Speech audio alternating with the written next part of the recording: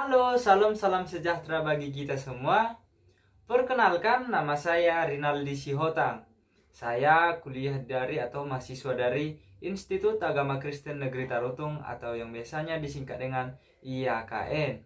Baiklah, di sini saya akan mewawancarai salah seorang remaja yang mengalami masalah yang namanya malas atau jarang ke gereja.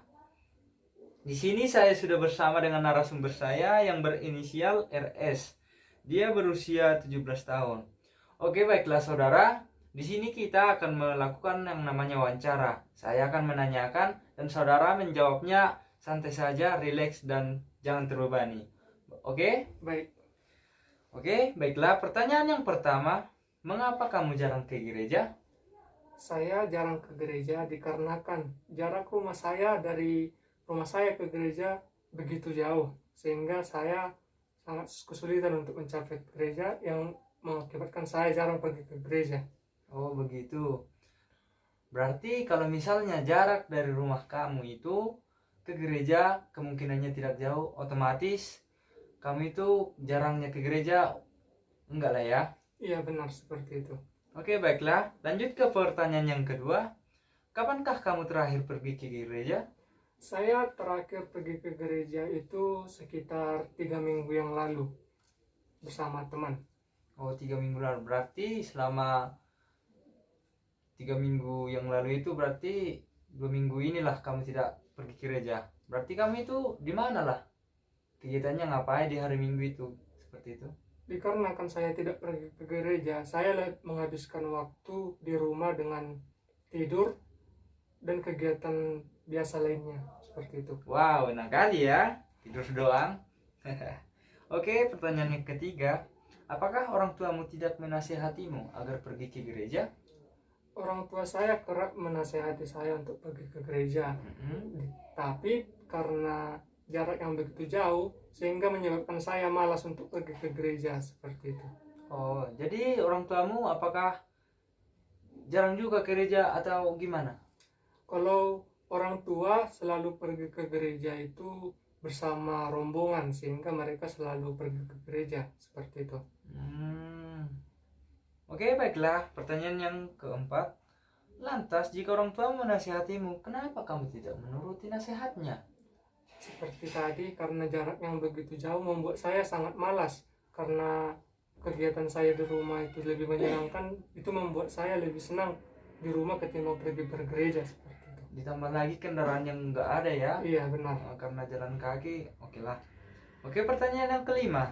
Apakah temanmu tidak mengajakmu untuk ke gereja? Teman saya selalu mengajak saya bergereja, tapi karena rumah saya dengan teman saya juga begitu jauh, sementara rumah mereka berdekatan dengan gereja, saya jarang ikut mereka pergi ke gereja bersama seperti itu. Apakah temanmu itu tidak mau menjemputmu begitu? Datang ke rumah, jemput kau, pergi kalian ke gereja gitu? Sama bang, mereka juga tidak memiliki kendaraan untuk menjemput saya seperti itu. Oh, iya. Oke, baiklah, pertanyaan yang berikutnya. Apakah kamu tidak malu sama temanmu karena jarang ke gereja?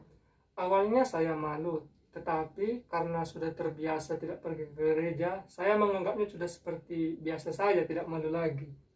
Karena udah biasa ya, Benar. jadi udah biasa aja gitu ya. Iya, Dibully juga, udah kayaknya gak bodoh amat seperti bodoh itu. amat. Oke, baiklah, pertanyaan berikutnya.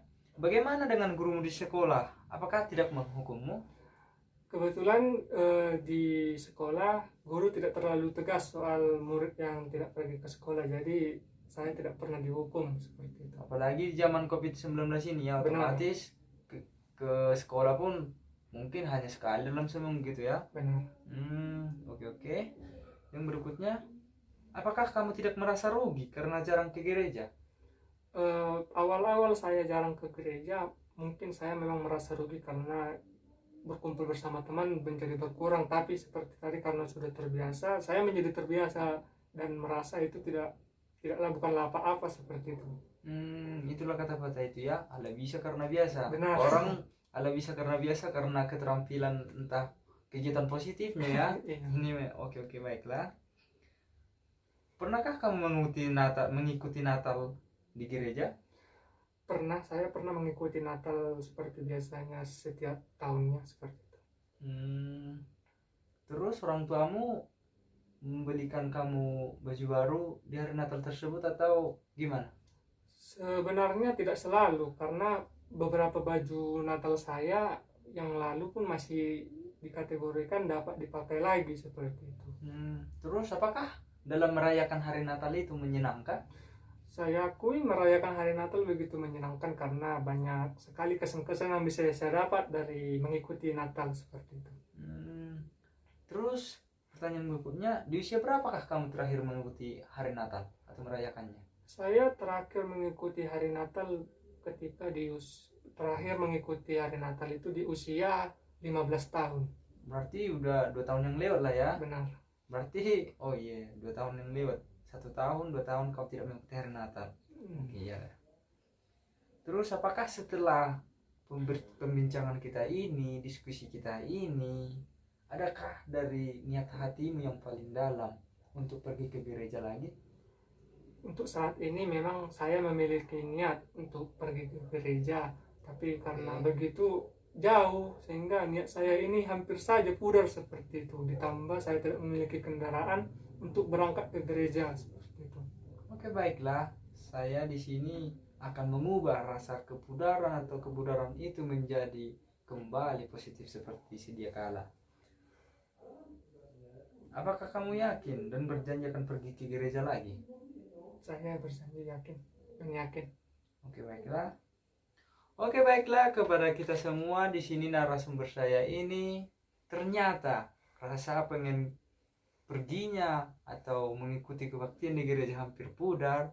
Di sini saya akan meneguhkan dia dengan beberapa ayat Alkitab yang mendukung agar tidak malas ke gereja dan pentingnya kita untuk pergi ke gereja. Yang pertama dari Roma 12 ayat 1 yang mengatakan, "Karena itu, saudara-saudara, demi kemurahan Allah, aku menasihatkan kamu supaya kamu mempersembahkan tubuhmu sebagai persembahan yang hidup, yang kudus dan yang berkenan kepada Allah. Itu adalah ibadah yang sejatimu." Yang kedua dari Mazmur 84 ayat 11 mengatakan demikian, "Sebab lebih baik satu hari di pelataranmu daripada 1000 hari di tempat lain. Lebih baik berdiri di ambang pintu rumahmu Allahku daripada diam di rumah kemah-kemah orang fasik." Yang berikutnya, yang ketiga dari Ibrani 10 ayatnya yang ke-25. "Janganlah kita menjauhkan diri dari pertemuan-pertemuan ibadah kita seperti dibiasakan oleh beberapa orang fasik.